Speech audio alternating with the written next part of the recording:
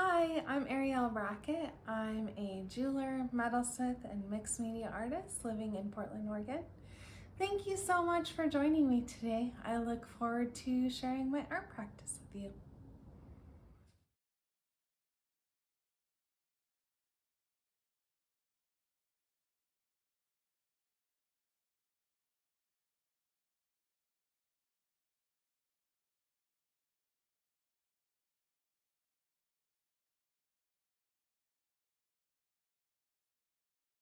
I pulled my inspiration from the lush, environmental surroundings of Oregon's forests and the Pacific Ocean. The natural world is endlessly inspiring in its variety of shapes, forms, textures, colors, and life cycles. My work is an exploration of these narratives combined with the shapes found in nature. My coral and floral series is a reflection of my interest in the idea of making work that represents ocean corals and florals that I've imagined.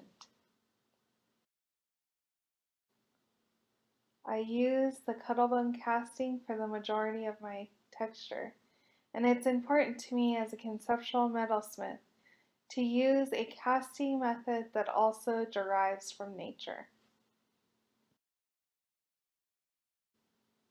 CUTTLEBONE casting is a meditative process for me. When I carve into the bone of the cuttlefish and each layer reveals the texture beneath, I feel more grounded. My coral collection is inspired by the underwater landscape of fan corals. My floral series is inspired by the natural decay that happens along the forest floor. Plants shed their leaves or flowers, and over time, the outer structure decays, leaving only the remaining internal structure of the plant, also known as a leaf or plant skeleton.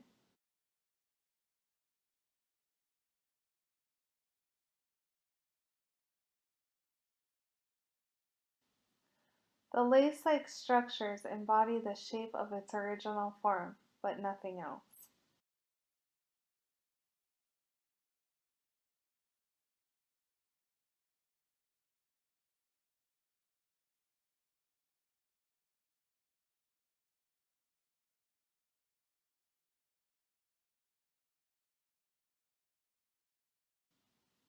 Today I'm going to focus on showing you the process of my large powder-coated coral brooch.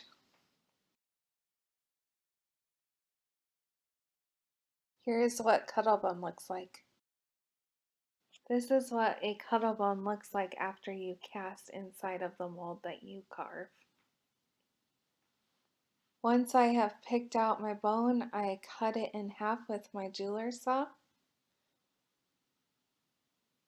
to create two separate pieces.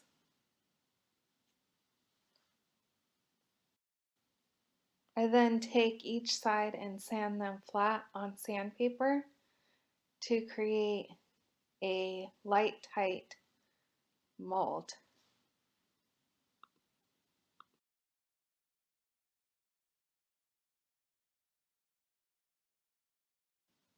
Once it's sanded, you can see the texture of the CUTTLEBONE, and I lightly brush off the dust with a toothbrush. By brushing out the extra dust, the texture really comes through.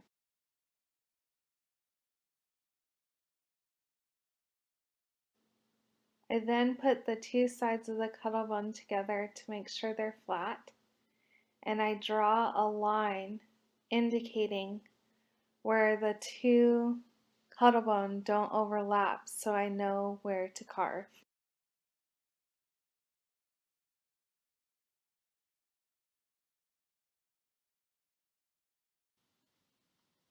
I draw a line that indicates where I'm going to carve my sprue.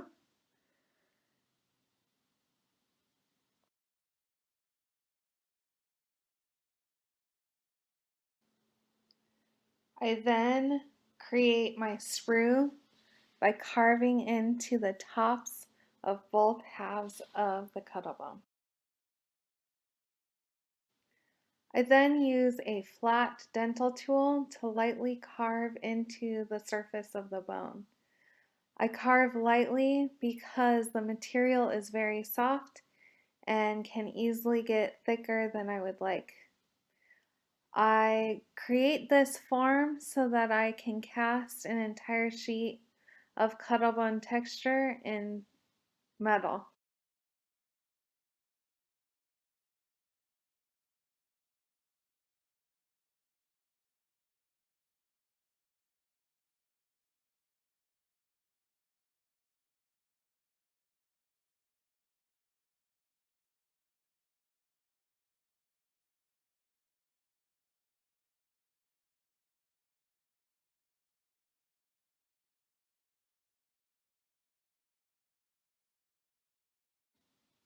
After I'm done carving, I then brush it again to get out the dust, and I put it together to make sure it is light tight and secure for casting.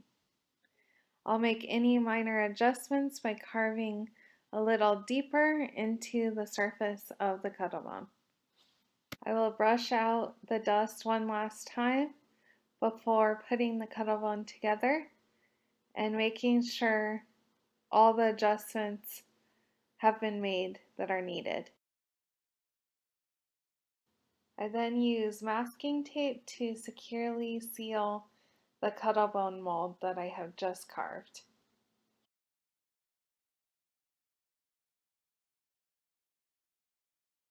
Once I have taped up my mold, I look through it to make sure I don't see any light coming through the bottom or the top, and I will add extra tape to make sure it's secure so that when I'm casting, metal doesn't go through. I then secure my cuttlebone between two fire bricks to make sure it's secure through the casting period. I use my scrap silver to create my cuttlebone castings. I start by melting my silver into a crucible. While I'm melting my metal, I also simultaneously apply heat to the crucible.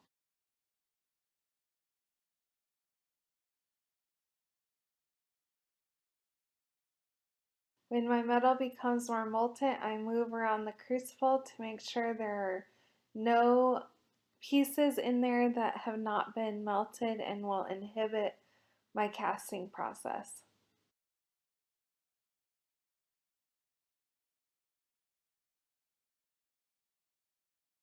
When the metal is completely molten, I add a pinch of flux, which helps keep the metal clean and reduces oxidation.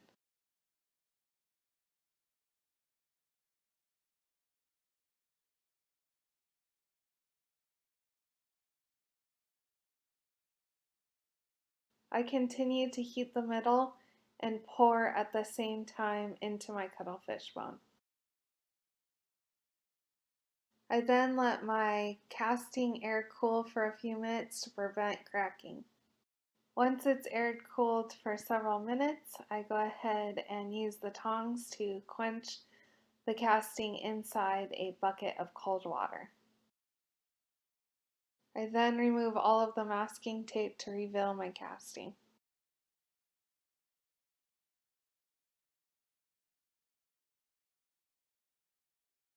And here's my sheet of cuttlebone. I then dunk the cuttlebone back in the water to clean off any of the burnt cuttlebone left over.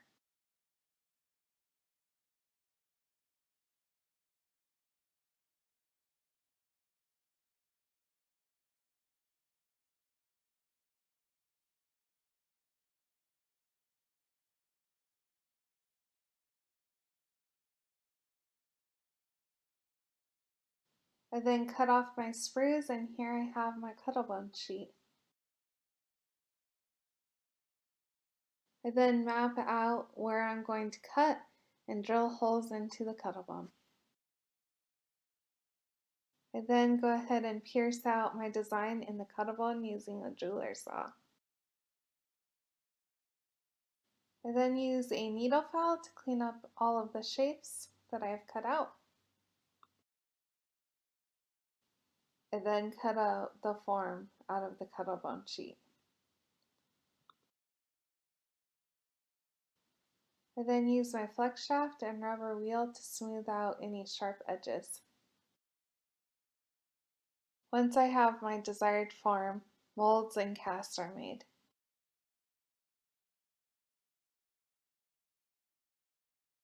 I use my pile of castings to help design my pieces. I lay them out until I like the shapes and forms that they make.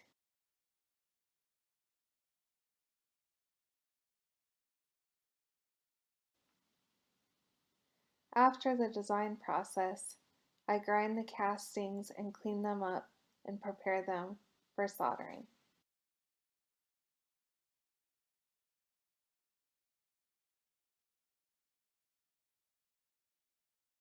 Once I have my desired form, I carefully set it up on a fire brick and make sure all of the joints will be touching.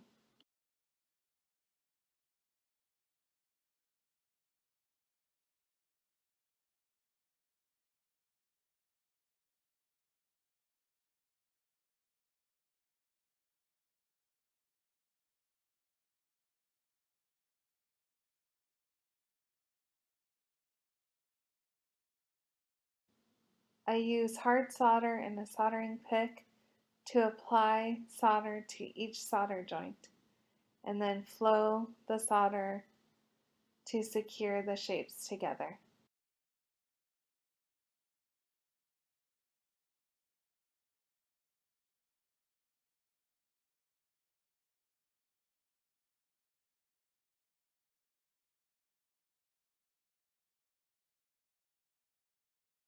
After the solder has been cleaned and the piece has been pickled, I then use a heat gun to heat up the piece to apply my powder coating. I use a sifting technique similar to enameling to apply the powder coat. I then use the heat gun to have the pigment melt to the surface and adhere to the surface of the metal.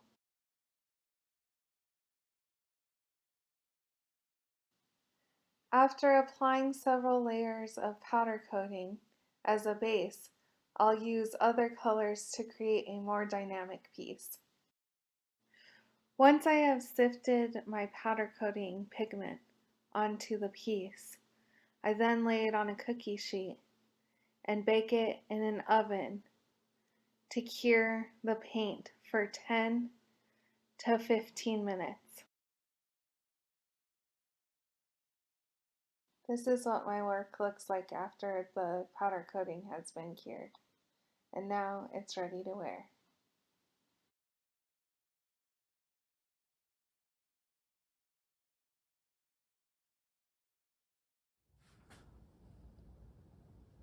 Thank you so much for watching. I had a lot of fun. I hope you did too. Please feel free to reach out to me through my website if you have any further questions and to see additional work, including sculpture, installation, runway works, and other jewelry collections. Thank you so much.